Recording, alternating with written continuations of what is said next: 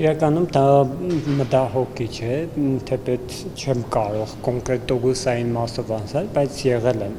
մի քանի իմ վարույթով դատականներ, որ մեղադրյալներին չեն բերել դատան, նույնիսկ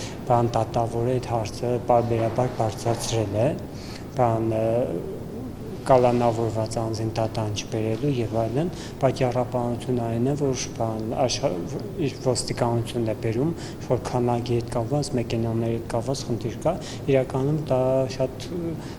կարևոր է, որ արձանագրվի եւ հարցը լուծում տրվի պետության կողմից, քանի որ ի վերջո անձին անազատության մեջ են գտնվում ու դատական process-ներին բերել տանելը դա ոնց որ պետության պարտականությունն է եւ դա նաեւ